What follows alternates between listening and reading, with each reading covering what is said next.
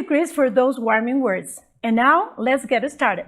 Our first presentation today is related to the area of active methodologies, and it is an honor to introduce Dr. Robert Swartz, who is presently the director of the Center for Teaching Thinking in USA and the Spanish Center for Teaching Thinking in Madrid, Spain.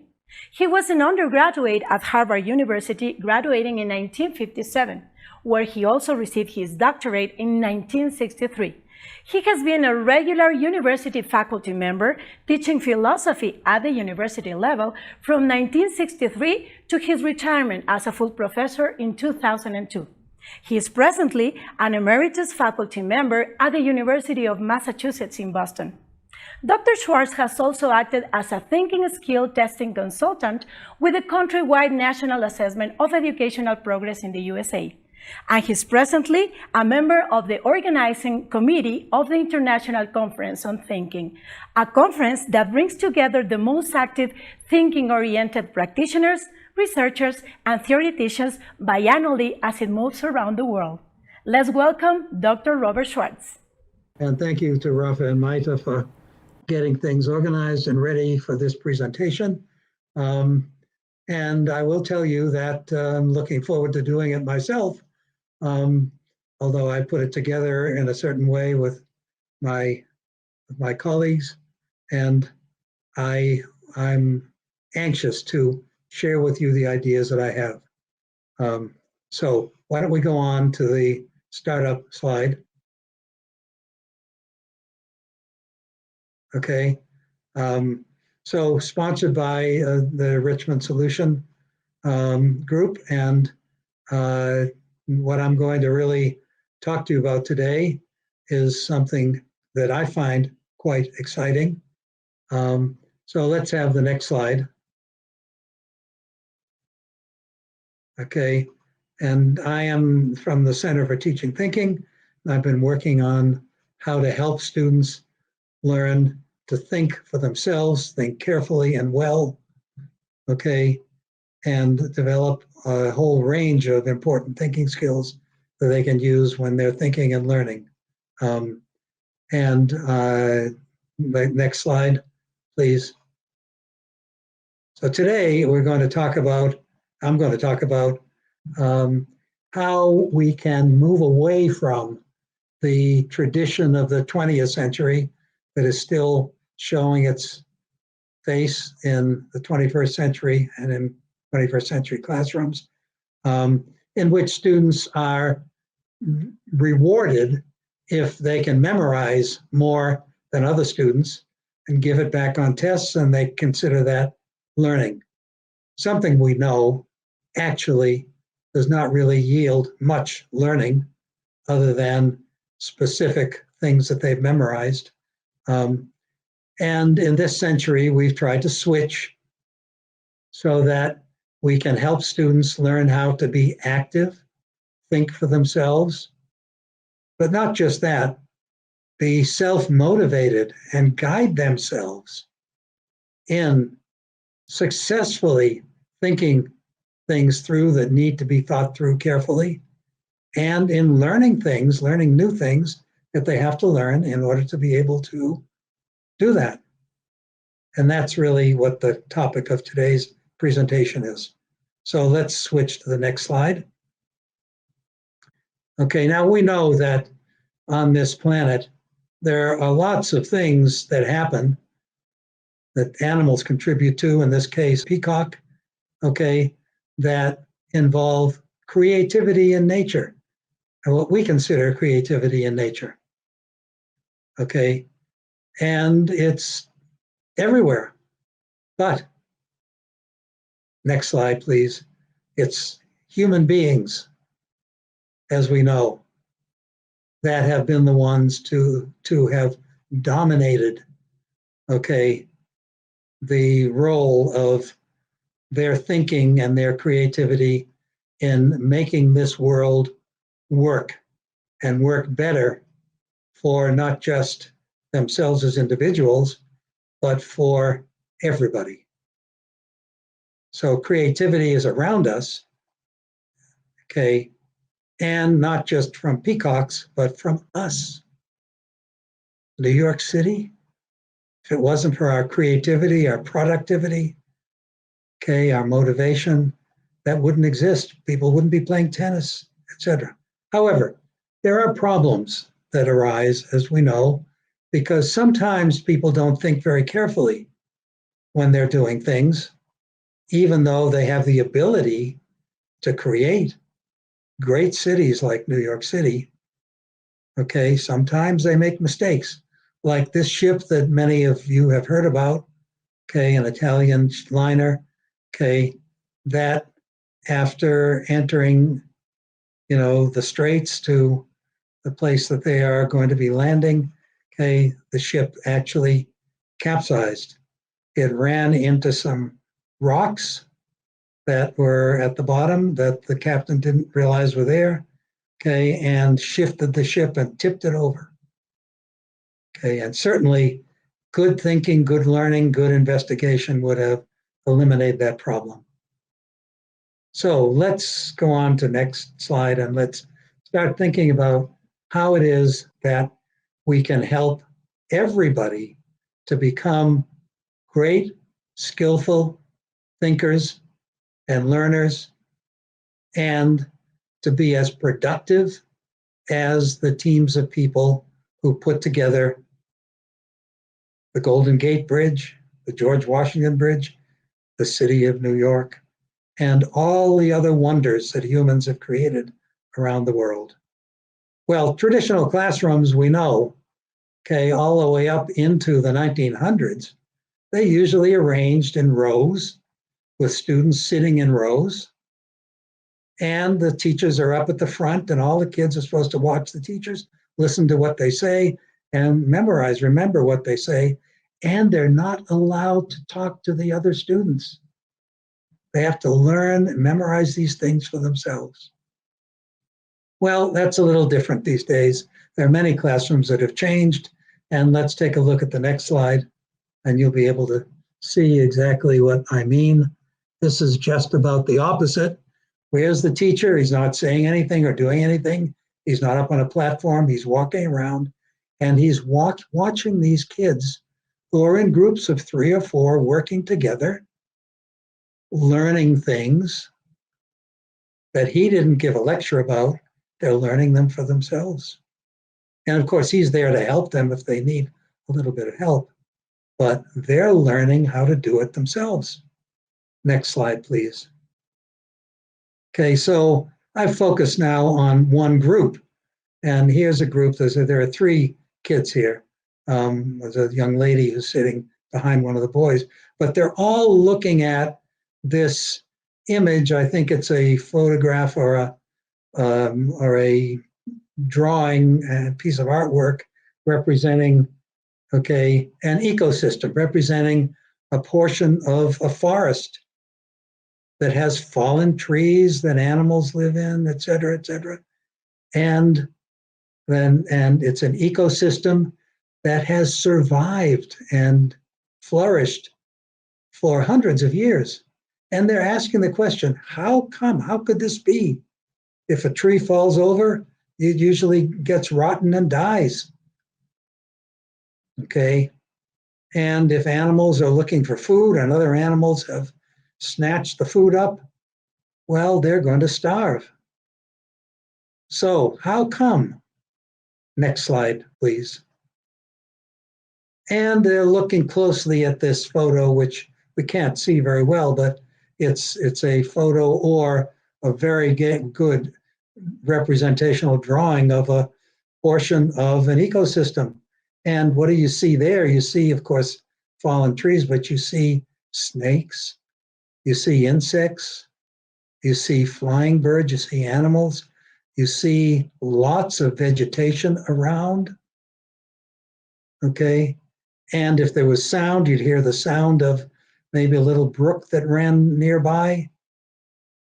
Okay, now how come this ecosystem has survived and flourished for years and years and years, when in other circumstances, there's just rot and decay?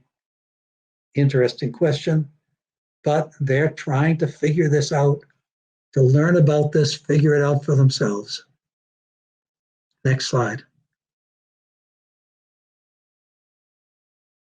Well, I've sketched out here something that I hope you can all read. Okay, but if you can't read, maybe I'll make these available to you in the way you can.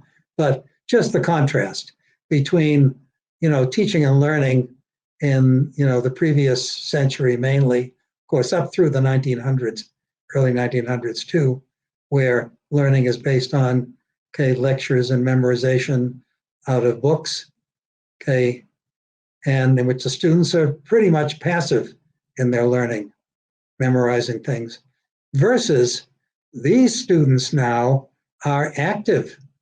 And that doesn't mean they're moving around.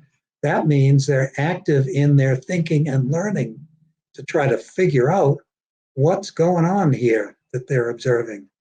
And maybe, how they can help to make it work better, or maybe not, how they can preserve it. Okay, so that's the right-hand side, and that's a sketch about active thinking.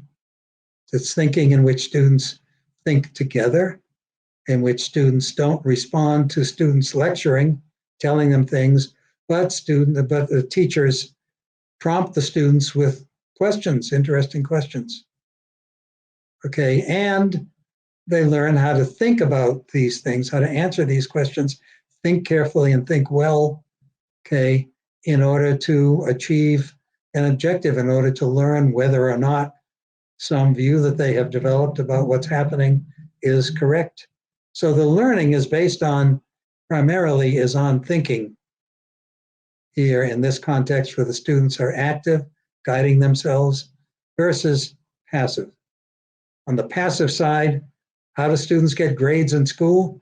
Well, they have to give back to the teachers what they've memorized, and if they got it right, if they give back exactly what they learned in the textbook, or maybe slight modifications, and that's it, they get high grades. In this case, it's if the students really come to learn, understand, can explain well, a variety of things that they've been thinking about that they are not learning about by reading things in textbooks or listening to teachers, but they're figuring out themselves. Active learning. And what, of course, the research has shown, and I have plenty of it around if anybody is interested after I do this presentation, I'll be glad to refer you to things you can read. The research shows that understanding, motivation, learning in breadth, is what we find on the right-hand side as the norm, in contrast to just being able to give back particular things that students have memorized on the left-hand side. Although maybe that's a bit of an exaggeration about passive learning. Still, there is this contrast. So let's go on and let's take a deeper look at this. How do students become more active, more self-guided learners themselves? Next, please. Okay, well, I want to break this down into some important components, because these kids aren't just doing anything and they're not just talking together. They're talking together and thinking together in specific ways. They're trying to do it skillfully. Instead of, for example, the way most people make decisions in the world today, they think for a few seconds and they make snap judgments. They decide what they're going to do and they do it. And unfortunately, most of the time, turns out that wasn't the right decision to make. They hadn't really thought it through carefully. They needed to think more skillfully. Well, these kids are learning how to play tennis. I tried to find examples of the same child, but I didn't. But in the first one, this child, he has a tennis racket and a ball, but he doesn't know exactly what he's going to do with it. Well, the second slide, this student is being helped by an instructor who helps him to learn, by doing, how to hit the ball, how to hold the racket so that it goes over the net, et cetera. And then in the last slide, the kid who's doing it is playing tennis beautifully, having learned how to do it. is very skillful at his tennis playing. How can we help students become more skillful in the way they think, so that they don't just think and come up with snap judgments? Next slide, please. Well, here's an example of what I call a thinking map. And it's related to the kind of thinking I mentioned before. Of course, there are lots of different ways to think. The kind of thinking I mentioned before was decision making. And the question is, instead of making snap decisions, not thinking them through carefully, how can we think through our decisions carefully so that we can feel that we have really made decisions that are well thought through and are probably good decisions to make? Okay, well, the teacher works with these students initially when they're learning how to do these things, okay, and raises that question, maybe asks the students to come up with some examples of decisions they've made that haven't worked out too well, and then ask them, well, how could you have thought through that decision more carefully so that you might not have made the mistakes you made? And the students and the teacher says, why don't you make a list of questions you'd want to ask and try to get answered before you decided to decide what you needed to decide? And they develop what I call a thinking map for skillful decision making. And here's the list. I'll read it to you, that the students together have contributed to making what I call a thinking map. Okay, making a set of directions that they can follow to try to think through their decisions more carefully. So let's find out why we have to make a decision here. Why is this decision necessary? And let's think about the different things we could do. Okay? And then let's try to think about, for each of these different things we could do, what might be the consequences if we did them? And we're not going to just do them and find out the consequences, because some of these consequences might not be so good. And that's a hint, because these kids said not just the good consequences. We're not going to read an advertisement for, Fruit Loops for breakfast cereal, and in which the advertiser says that having Fruit Loops for breakfast every day is like eating, apples, good healthy apples, regularly, okay, to keep you healthy and in good spirits, okay? And you're not going to decide, I want to go and buy Fruit Loops for that reason.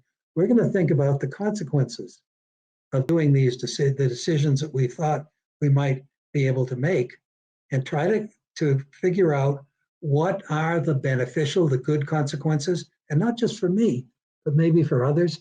But also let's find out if there are some negative consequences, some disadvantages, because maybe it'll be nice to make this decision this way, but maybe the disadvantages outweigh the good things so much that we think, well, maybe not.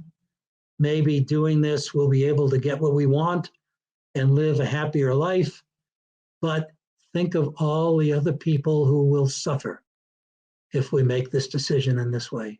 No, let's look at some other possible decisions we could make and think about their consequences. And then let's think about the importance of their consequences, these kids said. Okay, and then based on, comparing the consequences of the possible decisions, let's decide what we think is the best to do. Or we might say, I guess I really can't decide. Some of these seem pretty equal. Okay, let me think it through a little more. That's what I call a thinking map, where the students are taking care to think through answers to questions they raise so that they'll be in a better position to decide at the end, whether to do what they're thinking of doing this way or that way. Thinking map. Great. Next slide.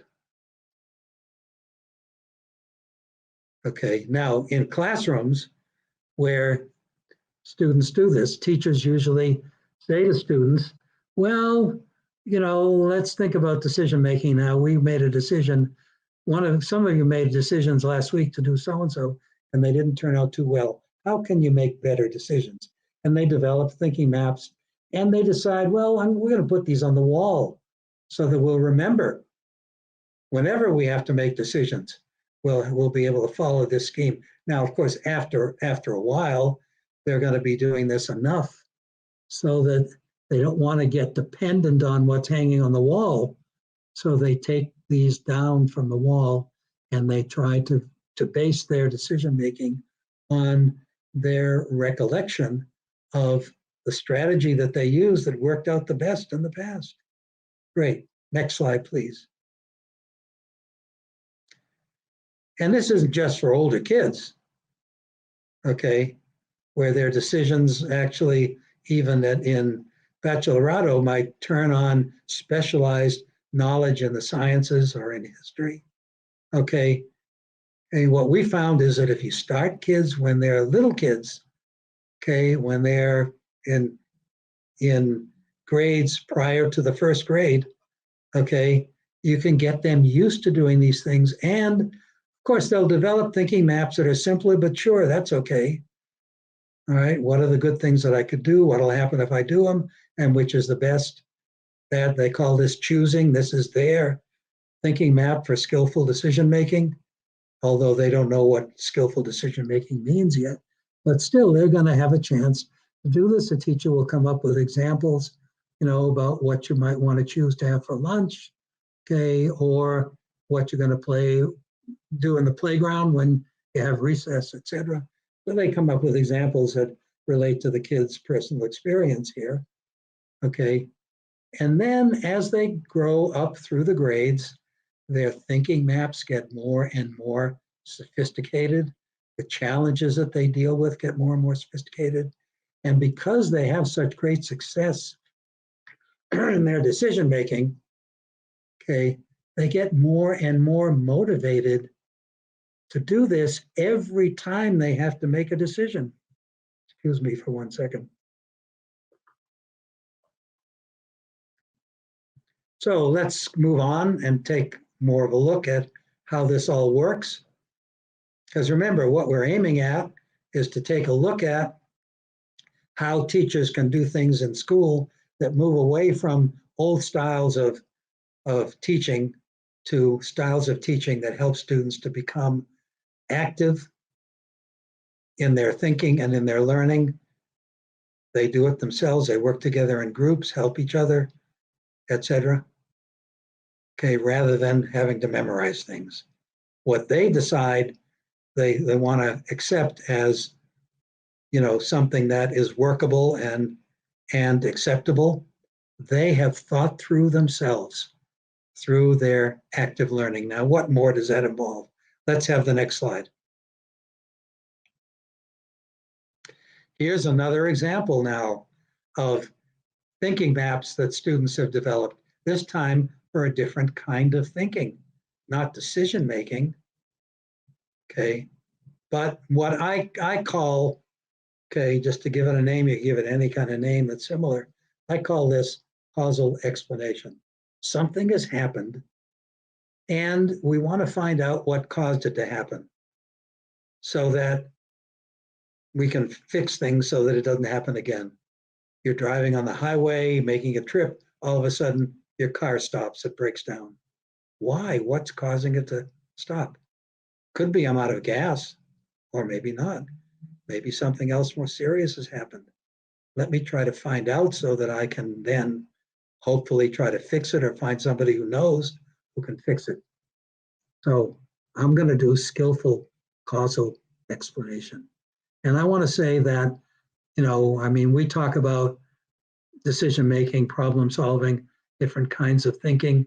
We also talk about creative thinking, critical thinking. Well, this is an example of critical thinking.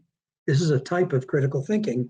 And these older students have developed a thinking map to help them guide themselves through this process so that they can feel assured in the end that they found what is the cause or the most likely cause of the automobile not continuing on the road.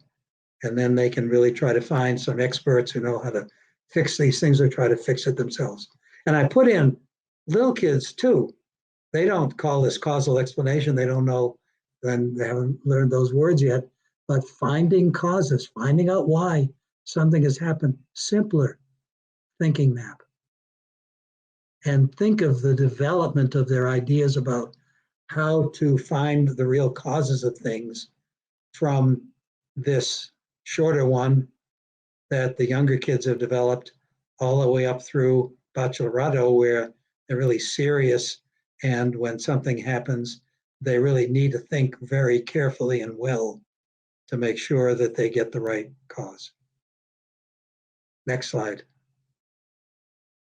Now, I want to say there are many, many different types of thinking. And I'm not sure you can read these, but maybe we can help you by, after this is over, okay, make available or tell you how you can get copies of this where you can really see the clusters. But this follows 3 categories that an early researcher about thinking developed, although he didn't have the same examples of thinking underneath each. But Benjamin Bloom is the name of this fellow who worked in the 1930s, 40s, and 50s on thinking and how to classify the different kinds of thinking. Well, I mean, the first group is a group of thinking that you would call creative thinking, different ways of coming up with creative ideas. Second is when you have something, an idea, something happens, you try to analyze it, try to figure out what's going on, what its different components are, how they work, etc. Okay, third category is the category of critical thinking. Is the information you're getting information that's reliable and good information that you should accept? Should you believe everything? Even your own observations. You think you see a tiger in your backyard? Wait a minute now. Let's wash your face and go take a look again. Okay, and maybe there is a tiger, maybe not. Okay, so we want to help students, the Benjamin Bloom said, develop their critical thinking skills, and there are a number of them, like predicting consequences as well as finding out why something has happened the way it did. So there are possible thinking maps for all of these. Okay, and let's go on to the next slide. I want to just bear down on a few. So now let's think about those thinking maps. It's not enough to develop a thinking map and write it down and say, here's a great way to figure out what's causing something to happen. Here's a great way to figure out what the best thing I should do is, period. Having thinking maps alone, they're not going to help you very much. You have to put them in use. You have to use them. And I here like to compare that to somebody learning how to play the violin. When you first learn to play the violin, well, your violin teacher is going to say, well, hold your fingers this way, curl this way when you hit the strings. If you do it, if you bend your hand, it's going to let the strings vibrate too much and the sound will be terrible. So you learn how to play the violin that way. Okay. Now, it's not enough to learn how to use your fingers more skillfully to get a good sound, to hold the bow instead of, at a 45-degree angle from the strings, okay, at a 90-degree angle from the strings, you get a better sound. Well, it's not enough to say that. You want to learn how to do that. So you know how to play the violin skillfully, you can tell people, but you've never done it. Well, that's pretty silly. But you want to show them how you've learned to do those things. The same with these thinking maps. More and more practice using these thinking maps for different kinds of issues having to do with finding causes about something, okay, making different decisions, okay, And you can't just use them in whatever way you want. You want to use them carefully and well and skillfully. So don't just hold the bow at 90 degrees from the strings when your teacher is watching. Then just fiddle around with it in whatever way you want and wonder why it keeps squeaking the same way. No, you want to keep practicing to do these things well. So, next slide. What about thinking skills? How can we do thinking, these types of thinking, more skillfully? And usually, okay, we do that through practice. We try to do things, follow the thinking map, and maybe we work together on problems and issues. Okay, we download questions about, causal explanation, what's causing this, okay, or what should I do? And we try to write down the answers to the questions instead of just talking about them. Talking about them, well, next week you're going to forget what you talked about. But let's try to download, let's try to write down the answers to those questions, stick with it, and then take the answers and explore them. Well, that involved the creation or the use of some already existing, but then creating special graphic organizers in classrooms. And teachers found these were wonderful. Students would write, instead of thinking about the different things you could do, some of them you mention once and say, no, I'm not going to think about that anymore. And the next day you forget what you mentioned. No, write them down and let's think them through carefully. And then let's follow the other questions on the thinking map and write down some answers there. So let's consider one possible thing you could do, and then let's write down, okay, what we think the consequences might be. And then let's consider whether the consequences are guesses or whether they're reasonable. Do we have any evidence that these consequences might occur? And how important are they? Are they pluses or minuses? Do they count in favor of you benefiting, okay, and other people not? Well, what are the pros and cons? Anyhow, this is an example of a graphic organizer designed by students, okay, following the thinking map so that when they talk together and think through a broader issue and use the thinking map, instead of talking, they can write down their ideas. Next slide. Here's another example now, more sophisticated for causal explanation, where at the top, what's the problem? Well, my car isn't working anymore. It stopped working. What are some possible causes? Maybe it's run out of gas. Okay. Well, what could I look for? What could I try to find out that'll help me decide whether it indeed has run out of gas? And then in the next column, what they put down is evidence. Okay, let's actually go look for those things. Let's go and see if the gas tank is empty and write that down. That's going to mean maybe it isn't you're running out of gas that has caused this problem. Okay, so you're working through the questions on the thinking map. You're writing them down in a way that represents the motion of your thinking from left to right. Okay, go on to the next slide, please.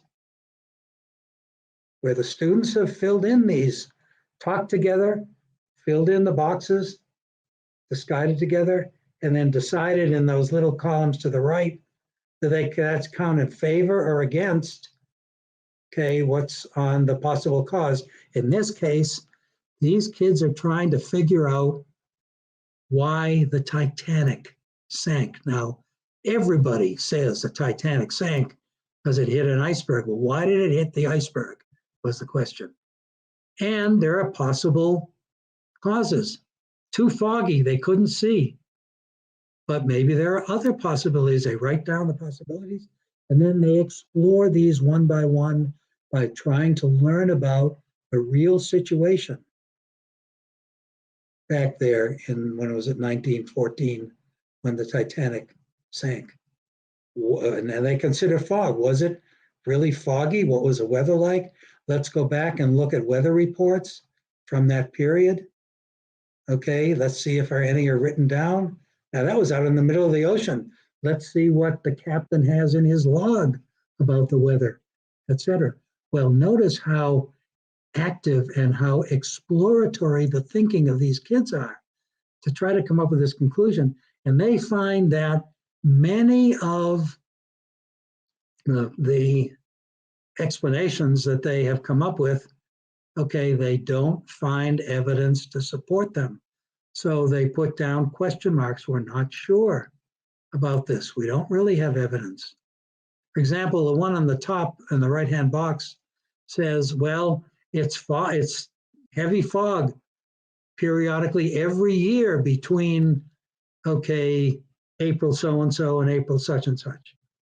Well, if that was true, if you go back over weather analyses of previous years, and you find that that happens regularly this time of year, well, that counts in favor. Maybe it was foggy then. On the other hand, if they find out that's not the case, well, that counts against. Well, they found out that was the case.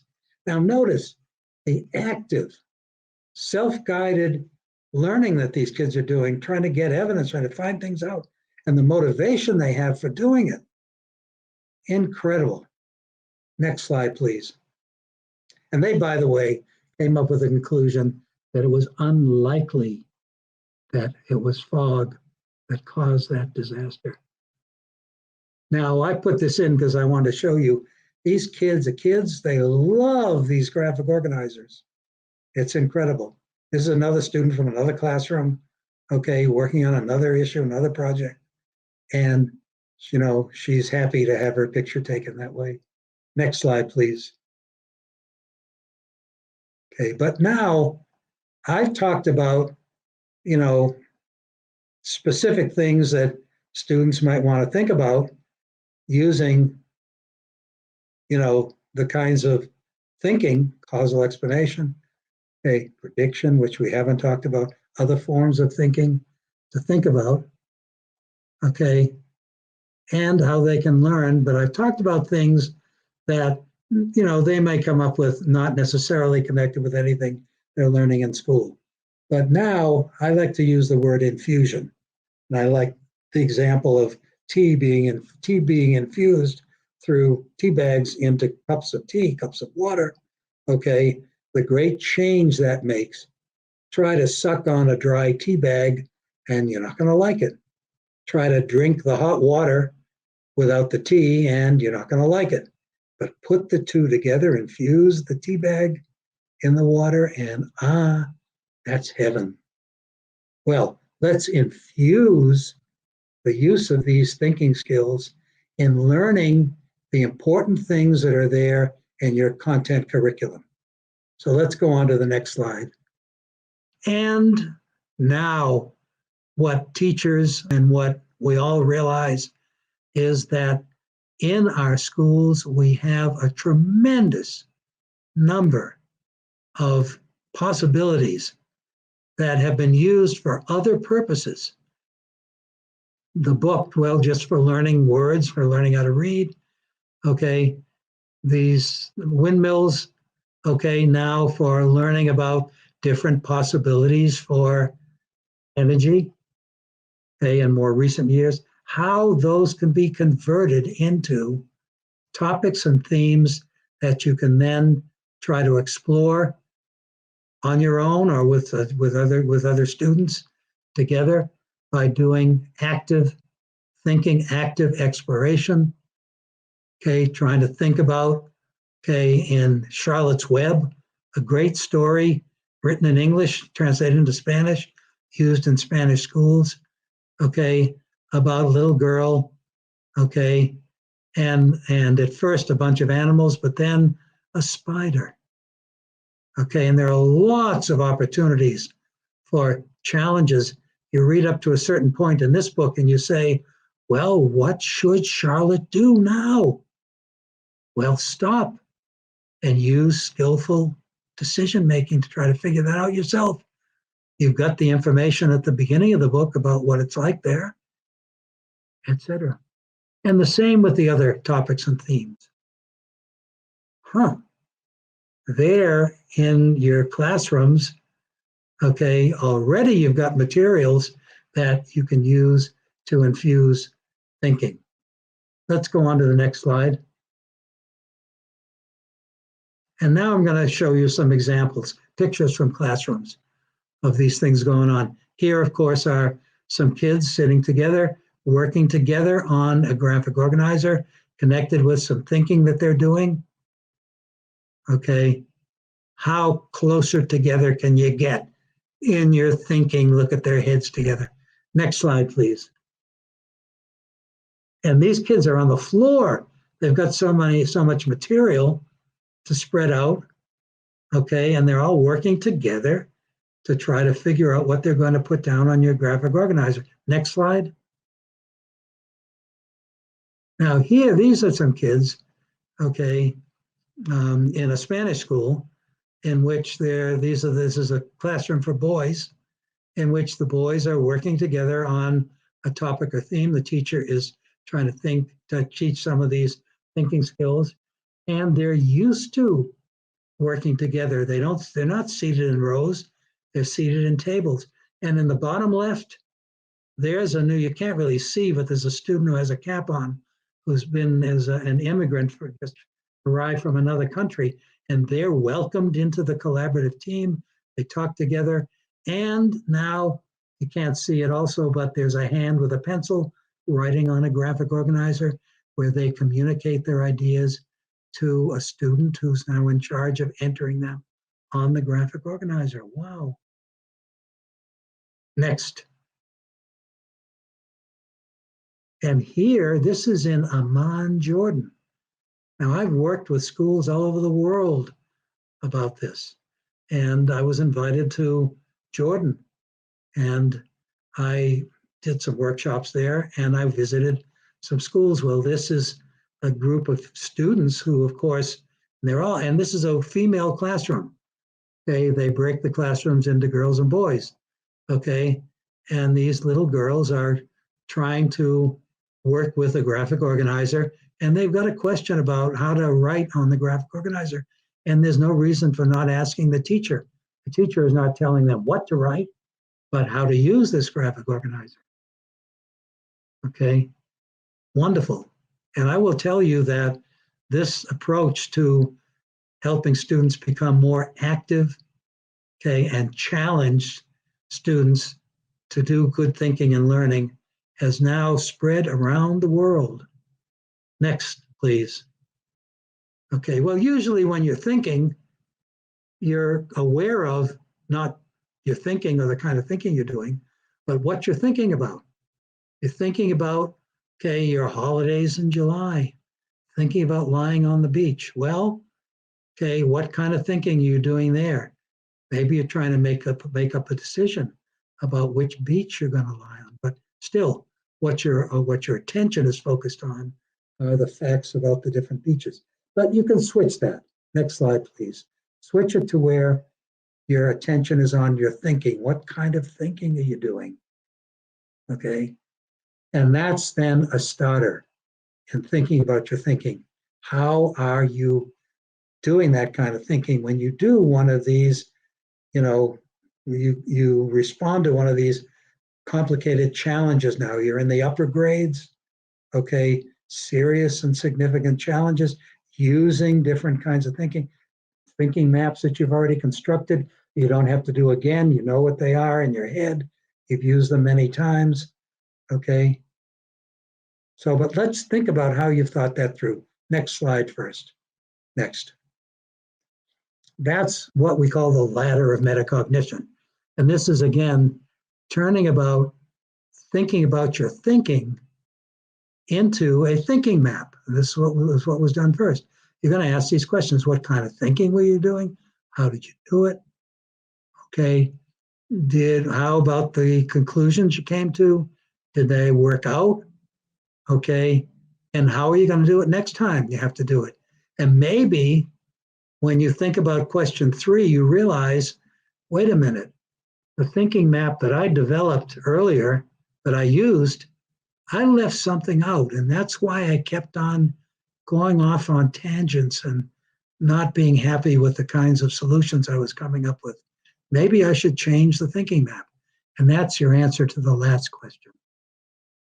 Metacognition. A colleague of mine, David Perkins from Harvard University, Project Zero, he and I worked together in the 1980s and early 90s, and we developed this way of thinking about your thinking that got called metacognition. Next, please.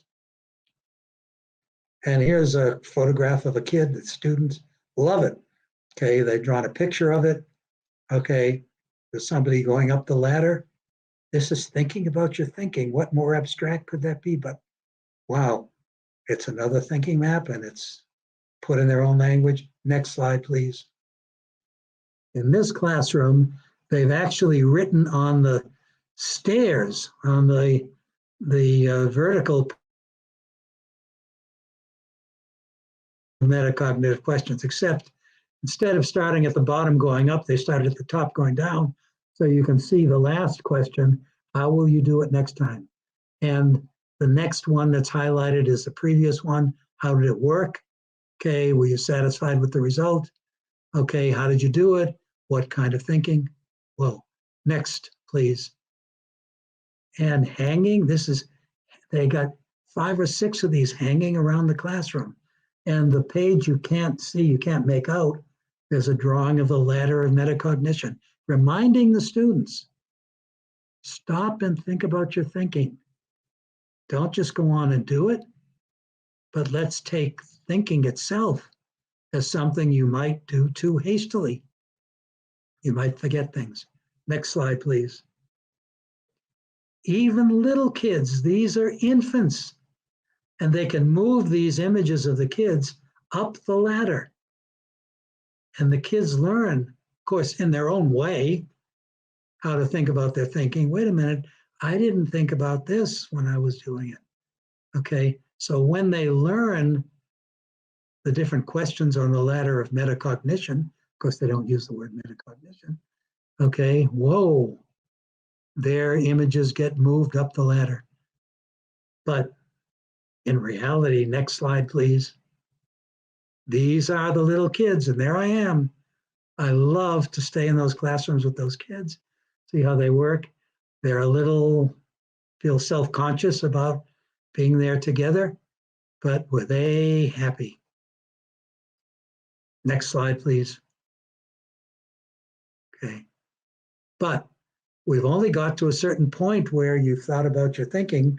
Maybe you've changed it, maybe you haven't, but now you're going to complete it. And when you complete it, here is your graphic organizer that you were using in your collaborative group.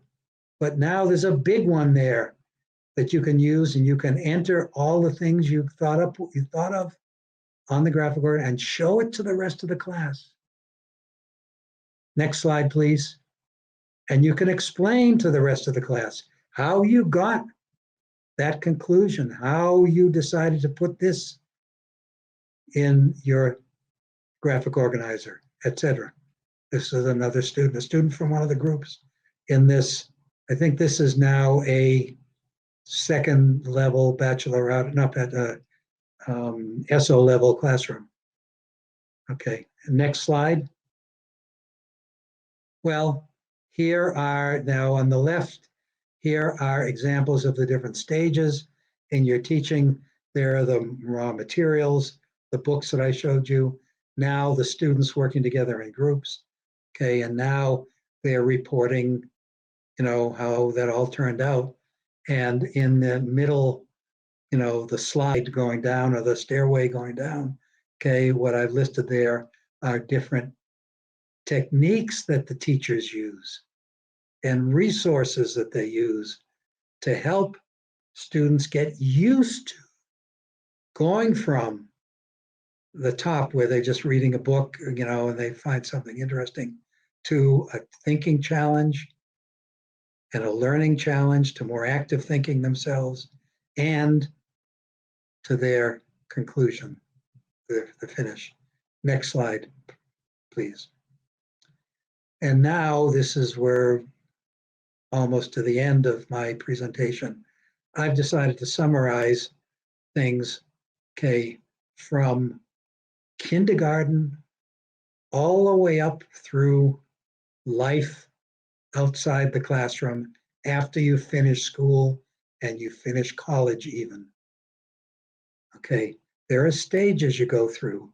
And what I've shown you represents primarily the first couple of stages here in becoming a good active thinker. Becoming a good active thinker and learner is to do that, to think actively and carefully and well, and to learn actively, carefully on your own, maybe with other people working with you, okay, and well, okay.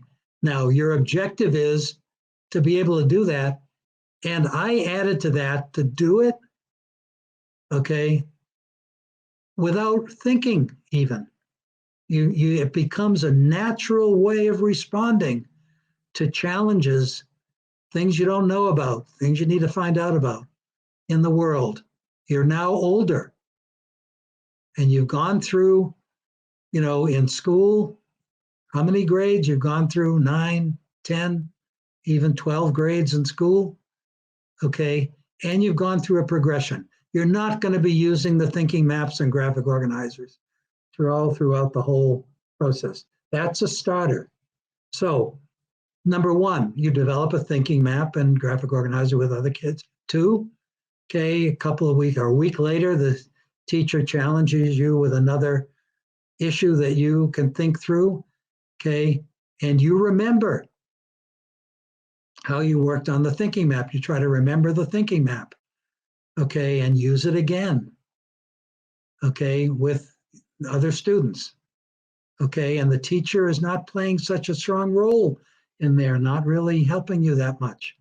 You're trying to do it on your own. Next, the teacher gives you a cue, says, well, why don't you see if you can find, some important thinking questions in this book that we're reading now. We're now in the 5th or 6th grade.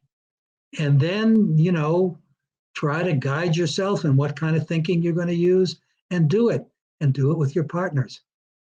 Okay, and then gradually the teacher drops out and those thinking maps and graphic organizers written down, you don't need them anymore. You got those in your heads.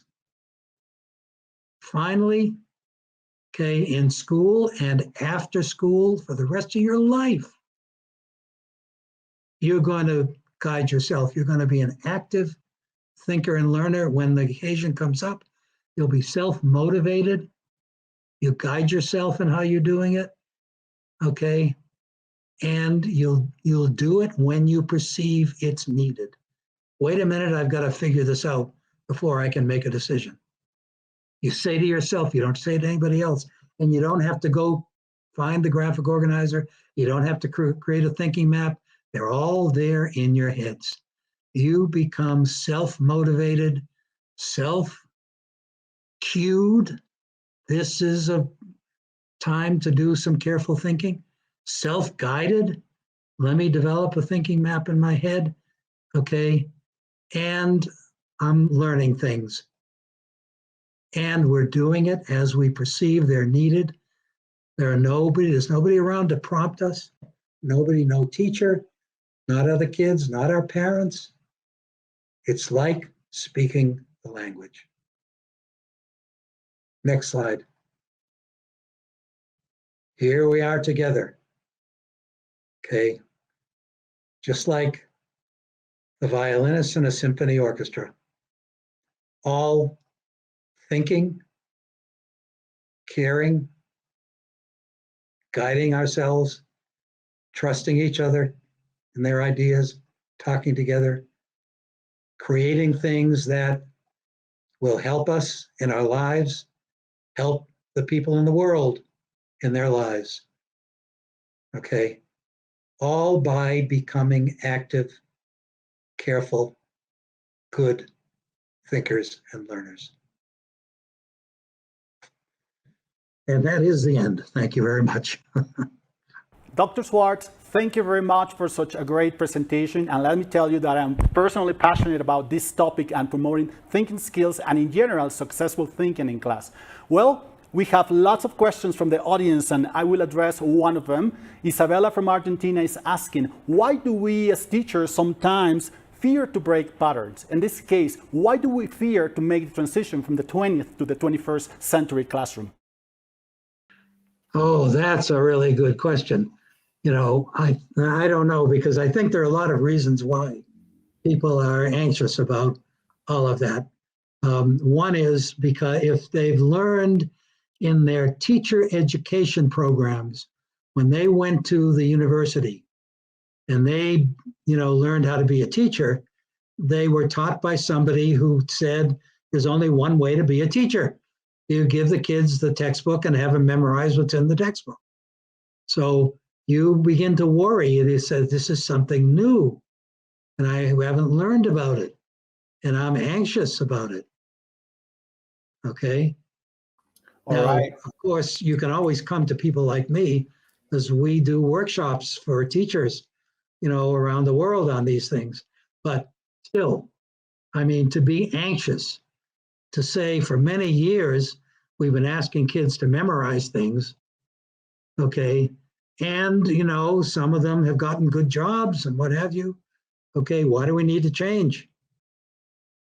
Okay, good questions. So that's really why, a lot of people are anxious. Now, from my point of view, after they try their first lesson and see the response of the kids, they're not anxious anymore. Are you a teacher yourself? Yes, I am. Try this out and see if you're anxious after you've finished. Well, definitely, I would be anxious, right? Yes. We have another question. Thinking is a process and it takes training and practice. How long would it take a student to become a critical thinker? Okay, now it does take some time, but it doesn't take that much time. We've solved the problem in a way, because we found that, we put together a set of 3 workshops. We do them, a month and a half or so apart, so that in between them, we can work with the teachers on designing their own lessons that follow what we've shown in the previous workshop, so that they gradually get used to doing this. And they've got somebody like me or one of my colleagues there who can go with them in their classrooms and support them and help them. There's that kind of support around. It's not there it's not everywhere, and it's not everybody who claims they can teach teachers how to teach thinking who knows how to really do this. But it's there, and it can be accomplished. We are trying to set up, for example, a group of schools that we call thinking-based learning schools, where the whole school has become TBL. Every teacher teaches this way, and they love it. And these schools now are going to work together, and they're going to make their services available to other schools. So, you need to find out about what's available of that sort. Okay, it isn't just Bob Swartz out there waving his flag alone. Interesting answer. Thank you, Dr. Swartz. There's one more question. Benjamin from Chile writes, besides using pictures, would there be other basic thinking strategies to guide little learners and facilitate the decision-making and problem-solving? Well, our feeling is that when we have, that list I showed you that you couldn't read of the categories of different types of thinking? That's what we base it on. These are different types of thinking. I've only mentioned 2 or 3 of them. Okay, but if you count those up, there are about 25 or 30 different types of thinking, and there are many, many more, but these are types of thinking that we use every day of our lives. Predicting what's going to happen if you cross the street. Okay, make sure you look at the cars coming. Okay, then finding what the causes are so that it won't happen again. Okay, making decisions, solving problems. okay, sequencing things, ranking them, etc. Okay. So, I mean, what we've done is we have figured out that 3 workshops, and the workshops are about a day and a half long each, and we focus on 4 different kinds of thinking in each workshop. 3 of those is about as much as any teacher can stand who is doing the workshops when school is in session, when they're also teaching. Now, of course, one of the virtues of that is that they can bring these back to their classroom. Okay, but if we do 3 workshops with 4 different kinds of thinking, in each that's already 12 different kinds of thinking. And by the end of the 3rd workshop, most teachers have mastered this because they love TBL when they really get involved in it. Sometimes school principals come in, new principals come in, and they really are very traditional. I remember one principal saying to me, "Thank you for those 3 months you've worked with our teachers, but I'm going to bring them back to reading and writing. None of this thinking stuff anymore." And so and there are school boards, there are all sorts of different groups that have an investment in education. Textbook writers, although we've got some textbook writers who have changed the style of their textbooks. So anyhow, there's all of that we have to think about and people worry about. Is my school going to change back after 3 months and I've learned all this stuff? So those are challenges for us and for most people who do the same kind of thing that we are trying to do. Dr. Swartz, we are deeply thankful for sharing all your experience and knowledge today. It is really inspiring all you have presented, and we certainly got a lot of infusing to do.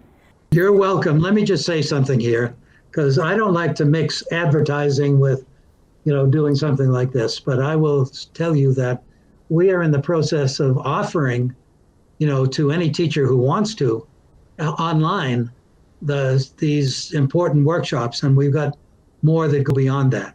Of course, what happens in their schools, well, that's a little more complicated, okay? But I will say that I've seen progress. I've seen changes. While there have been some occasions where the new principal comes in and says, "Nope, we're going to go back to the old style." Okay, in most cases, it's quite amazing to me that, we keep up with it. But it's not just reaching the school principals, but it's the school board of your community. Now, it's amazing to me that in one of the regions in Spain, in the Basque Country, okay, the Board of Education is now thinking about putting TBL, thinking-based learning, into their, curriculum that goes out to every single school in the Basque Country. Now, when that happens, that's a wonderful thing. But of course, they get reelected every 3 or 4 years and things change. So, my feeling is that, we started working with parents and not just with kids. And once we start doing that, and in the community of adults, okay, who are interested in their kids learning things in school, okay, there we have many, many people who think this is wonderful. It helps them in their own lives. And it's all turning things back into active thinking, self-motivated. Okay, there's a problem, you want to solve it. Okay, and there's a solution and you know how to think it through. Okay, etc. And you can tell by looking at me that I'm not young anymore. When I started all of this, it was in the 1980s. Hey, but there are many more people who have taken this up and who are really interested in helping, not imposing this on anybody, but showing how it works and trying to get people to try it out in their classrooms and then helping. And they see that kids who were falling asleep in the classroom before, okay, who are now motivated, so motivated, in their own lives to really try to think through some of the challenges that occur. It's quite amazing. So I thank you for, having me come here and to explain how TBL works and how it really is a major way of getting into what is, to me, the right kind of learning, active learning. Learning to think well, how exciting and important it becomes, Rafa, to teach our students how to think and how to think correctly, using all their potential to develop mental skills instead of just memorizing concepts or repeating information presented in the classroom, right? That is so true, Mayra. And also, as we know, the use of active methodologies will help our goal to transform education and provide students with all tools they may need.